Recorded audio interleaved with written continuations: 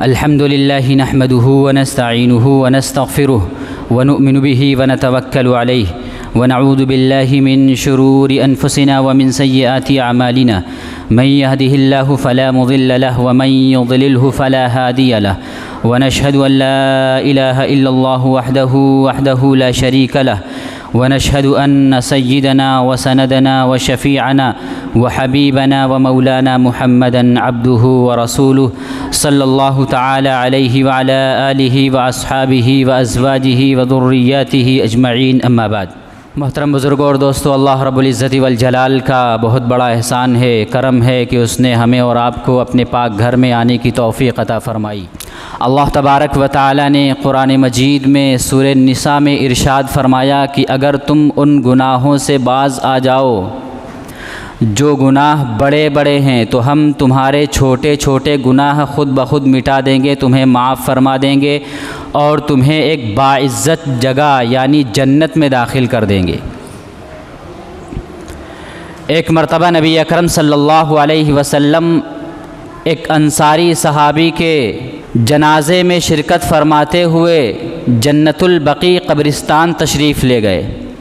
جب آپ وہاں تشریف لے گئے، آپ وہاں پہنچ گئے تو معلوم یہ ہوا کہ قبر کی تیاری میں ابھی وقت ہے، ابھی دیر ہے، لہٰذا نبی اکرم صلی اللہ علیہ وسلم ایک جگہ جلوہ افروز ہو گئے، بیٹھ گئے۔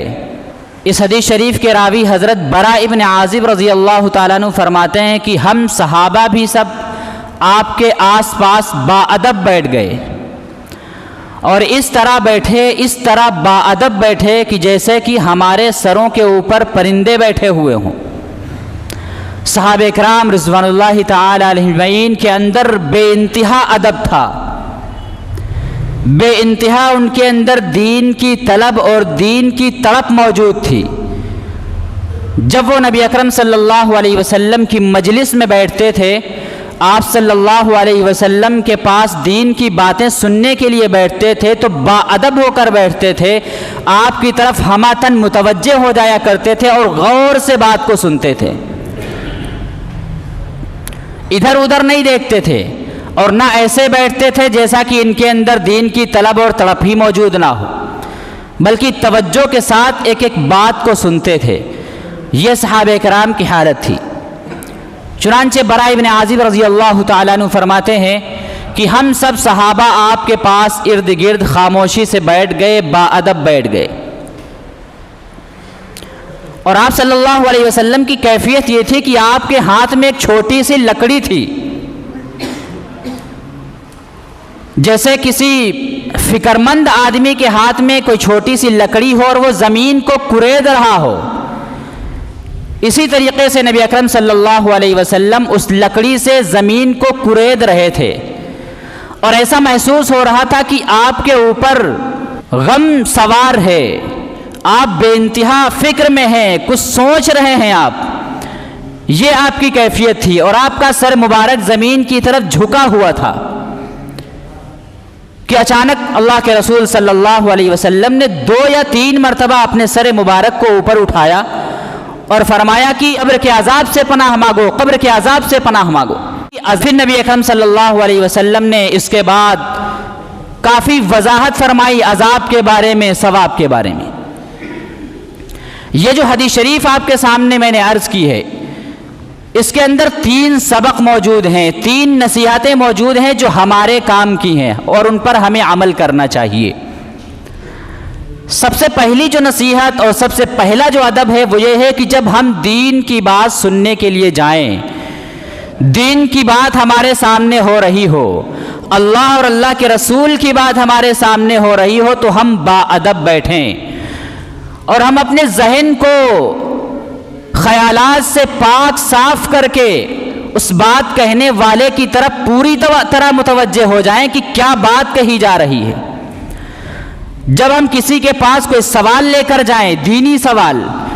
کوئی دین کی معلومات حاصل کرنے کے لیے جائیں، کوئی دینی مسئلہ معلوم کرنے کے لیے جائیں، تو اپنا ذہن بالکل پاک صاف رکھیں، ادھر ادھر کے خیالات آپ کے ذہن کے اندر نہ ہوں۔ یہ ایک پہلا ادب اس حدیث شریف سے معلوم ہوا ہے۔ لیکن ہمارا حال یہ ہے کہ جب ہم دینی مجلسوں میں بیٹھتے ہیں تو ہماری توجہ کہنے والے کی طرف نہیں ہوتی ہے، اور ہمارا حال یہ ہے کہ جب ہم دین کی باتیں سنتے ہیں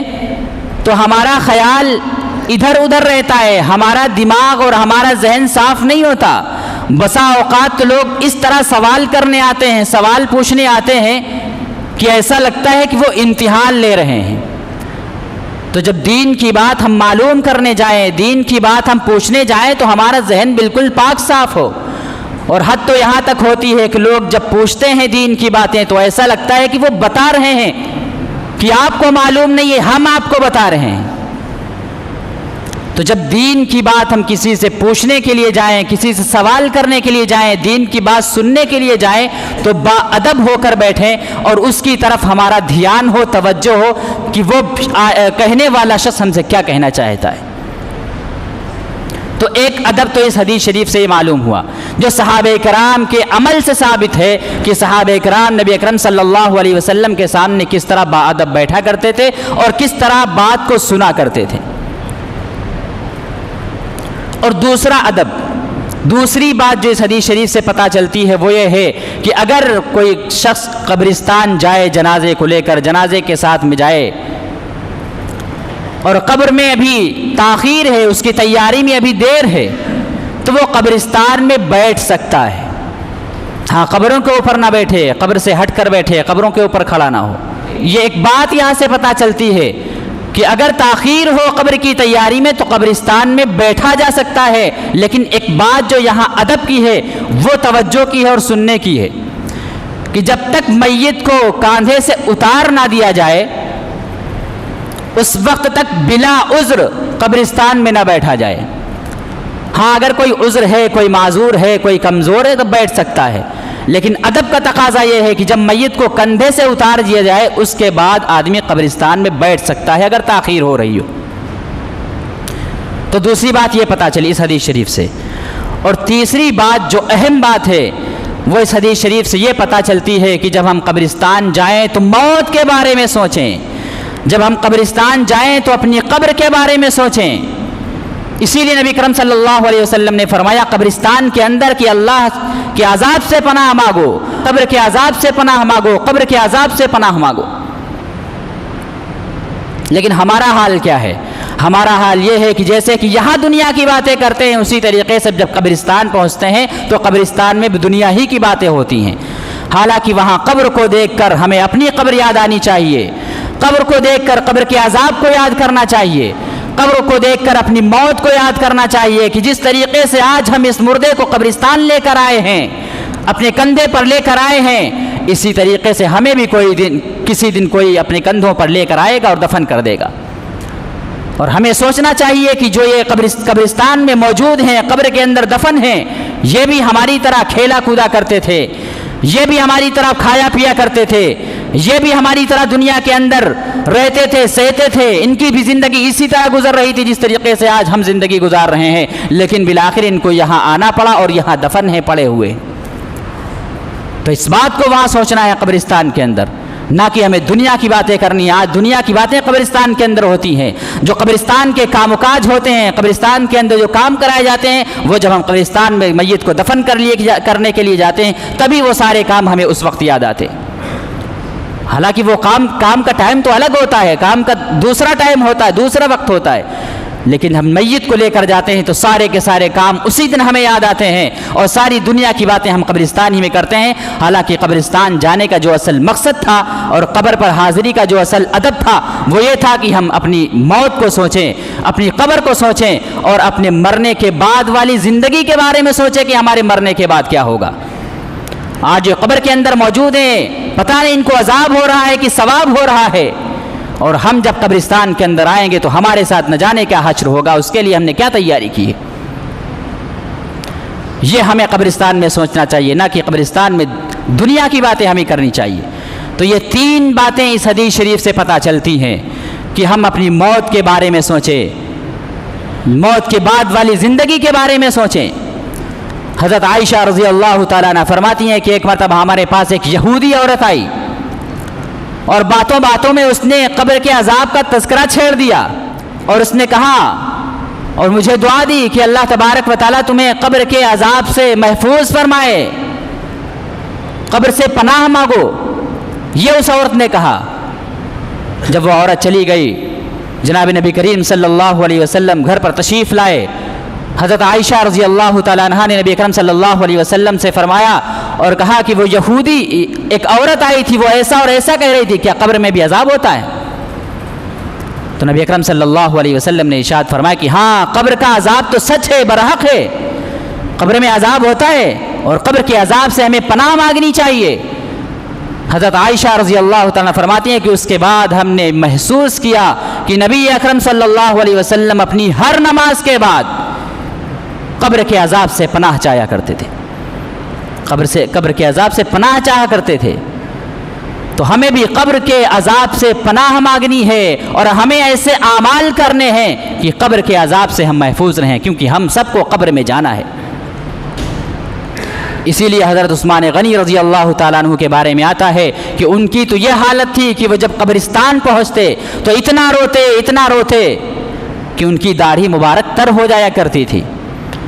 کسی نے ان سے سوال کیا کہ جب آپ کے سامنے جنت و جہنم کا تذکرہ ہوتا ہے تو آپ اتنا نہیں روتے، اور جب قبرستان میں آتے ہیں تو آپ بہت روتے کہ آپ کی داڑھی مبارک تر ہو جایا کرتی ہے، ایسا کیوں؟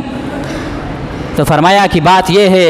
کہ قبر آخرت کی منزلوں میں سے پہلی منزل ہے۔ اگر اس منزل میں کامیاب ہو گئے، یہاں نجات مل گئی، تو جتنی منزلیں آگے کی ہوں گی ان سب میں نجات ملتی رہے گی، سب میں راحت و آرام ملتی رہے گی۔ اور اگر پہلی ہی منزل میں پھنس گئے، پہلی ہی منزل میں خدا نخواستہ عذاب ہو گیا، تو جو آگے کی جتنی منزلیں ہیں سب دشوار سے دشوار ہوتی چلی جائیں گی۔ اس لیے مجھے بڑی فکر رہتی ہے کہ قبر کے عذاب کے بارے میں سوچتا رہتا ہوں کہ اللہ تبارک و تعالیٰ قبر کے عذاب سے بچا لے، سلامتی کے ساتھ یہ منزل ہمیں پار کرا دے۔ اس لیے میں قبرستان میں آ کر قبر کو دیکھ کر میری یہ حالت ہوتی ہے۔ تو واقعی قبر میں ہم سب کو جانا ہے۔ ایک دن آنے والا ہے کہ عزیز و اقارب، رشتہ دار، دوست و احباب ہم کو اپنے کندھے پر لا دیں گے اور قبرستان چھوڑ آئیں گے۔ کتنا ہی کوئی عزیز ہو، کتنا ہی کوئی گہرا دوست ہو، اس کی آخری تمنا اور اس کی دلی خواہش یہی ہوتی ہے کہ اس کو ہم آخری مرتبہ مٹی دے دیں، بس ختم۔ وہ مٹی دے کر چلا آتا ہے، دل سے یہ کہتا ہے، اور اس کا حال یہ ہوتا ہے کہ میں نے تو تجھے مٹی کے حوالے کر دیا، 3 مٹھی مٹیاں ڈال دی ہیں، اب تو جان اور تیرا عمل جانے۔ ہمارا حال یہ ہے کہ دوست و احباب مٹی کے علاوہ کچھ نہیں دے سکتے ہیں، کوئی کسی کا عمل کسی کے کام نہیں آئے گا۔ اگر کام آئے گا تو اپنا عمل کام آئے گا، اپنے اعمال ہمیں وہاں سرخروئی کے مقام تک پہنچائیں گے، اپنے اعمال ہمیں جنت تک پہنچا دیں گے، جہنم تک پہنچا دیں گے۔ اس لیے ہمیں قبر کے عذاب سے پناہ مانگنی چاہیے۔ اللہ تبارک و تعالی نے قبر کے عذاب کو متعین فرما دیا ہے، اور نبی اکرم صلی اللہ علیہ وسلم نے واضح طور پر فرما دیا ہے کہ قبر کا عذاب حق ہے اور سچ ہے۔ کبھی کبھی اللہ تبارک و تعالی اس کو ظاہر بھی فرما دیتے ہیں، اور یہ نبی اکرم صلی اللہ علیہ وسلم کے زمانے سے چلا آ رہا ہے کہ اس اوجھل چیز کو، اس غائب چیز کو اللہ تبارک و تعالیٰ کبھی کبھی دکھا دیتے ہیں انسانوں کو۔ کیوں؟ نصیحت کے لیے، عبرت کے لیے، کہ نصیحت حاصل کرو، عبرت حاصل کرو۔ بہت سے واقعات کتابوں میں لکھے ہیں۔ حافظ ابن رجب حنبلی رحمۃ اللہ علیہ نے اپنی کتاب احوال القبور میں ایک واقعہ لکھا ہے کہ ایک شخص کا واقعہ ہے، اس نے تذکرہ کیا، اس نے ذکر کیا کہ میں ایک روز اپنی زمین پر کام کر رہا تھا، اپنی کھیت میں کام کر رہا تھا، جب وہاں سے واپسی ہوئی، تاخیر ہو گئی، مغرب کا وقت ہو گیا۔ ہم کئی ساتھی تھے، ہم نے سوچا کہ مغرب کی نماز راستے میں پڑھ لی جائے، چنانچہ ہم وہاں ٹھہر گئے مغرب کی نماز ادا کرنے کے لیے۔ قریب میں ایک قبرستان تھا، ہم نے مغرب کی نماز ادا کی، اس کے بعد ہم نے اپنے معمولات پورے کرنے شروع کر دیے، ذکر و اذکار جو شام کے ہوتے ہیں ان کو پورا کرنے شروع کر دیے۔ کہتے ہیں کہ ہم معمولات پورا کر رہے تھے کہ ایک کراہنے کی آواز آئی کہ کوئی کراہ رہا ہے۔ ادھر ادھر دیکھا تو کوئی نظر نہ آیا، پھر اس کے بعد ہائے ہائے کی آواز سنائی دی، تو ہم نے اس آواز کی طرف توجہ دی، دیکھا کہ قریب میں قبرستان تھا ہی، وہاں جا کر دیکھا، آواز کی توجہ دی تو قبرستان سے آواز آ رہی تھی، قبر سے آواز آ رہی تھی ہائے ہائے کی۔ کہتے جب ہم نے کان لگایا تو قبر ہی سے آواز آ رہی تھی، پھر مجھے اپنے اوپر تعجب ہوا، ہو سکتا ہے میرے دماغ کا کوئی خلل ہو۔ وہ کہتے ہیں کہ میں وہاں سے اٹھا اور اپنے دوسرے ساتھی کو بلا کر لایا اور اس سے کہا کہ چلو دیکھو چل کے کہ قبر سے آواز آ رہی ہے یا میرے دماغ کا خلل ہے۔ جب وہ ان کے ساتھی جو ساتھ میں تھے وہ گئے، جب انہوں نے کان لگائے تو قبر ہی سے آواز آ رہی تھی، اور وہ ہائے ہائے کر رہا تھا۔ وہ کہہ رہا تھا کہ میں تو نماز پڑھا کرتا تھا، میں تو روزے رکھا کرتا تھا، پھر یہ مجھے سزا کیوں دی جا رہی ہے؟ اس طریقے سے قبر کے اندر سے آواز آ رہی تھی۔ وہ وہاں سے چلے گئے، اپنے گھر کی طرف لوٹ گئے۔ دوسرے دن پھر اپنی زمین میں اپنے کھیت میں کام کرنے گئے اور یہ ارادہ کر لیا کہ کل پھر ہم مغرب کی نماز وہیں ادا کریں گے اور دیکھیں گے کہ کیا کل بھی وہی آواز آ رہی ہے۔ چنانچہ واپسی میں جب دوسرے دن مغرب کا وقت ہوا، پھر وہاں مغرب کی نماز ادا کی، پھر قبرستان سے آواز آ رہی ہے، قبر سے آواز آ رہی ہائے ہائے کی۔ کہتے ہیں میرے اوپر تو لرزہ طاری ہو گیا، خوف طاری ہو گیا کہ یقیناً اس مردے کو قبر کا عذاب ہو رہا ہے، اور اس خوف کی وجہ سے، دہشت کی وجہ سے خوف طاری ہوا ان کے اوپر، اور 2 ماہ تک ان کو بخار چڑھا رہا۔ تو نبی اکرم صلی اللہ علیہ وسلم جو فرمایا تھا کہ قبر کا عذاب برحق ہے، سچ ہے، واقعی سچ ہے، یہ اس واقعے کی وجہ سے ہم ایمان نہیں لاتے ہیں قبر کے اوپر، یہ یاد رکھیے گا، واقعے کی وجہ سے نہیں بلکہ نبی اکرم صلی اللہ علیہ وسلم کے ارشاد کی وجہ سے۔ ان غیب کی چیزوں پر جن کے بارے میں اللہ کے رسول صلی اللہ علیہ وسلم نے فرما دیا ہے کہ قبر کا عذاب سچ ہے، یہ چیزیں سچ ہیں، یہ چیزیں سچ ہیں، جنت جہنم سچ ہے اور حق ہے، آپ صلی اللہ علیہ وسلم کے فرمان پر ایمان لیتے ہیں۔ لیکن اللہ تبارک و تعالیٰ کبھی کبھی مصلحتاً انسانوں کو ایسے واقعات دکھا دیتے ہیں تاکہ تم عبرت حاصل کرو، نصیحت حاصل کرو۔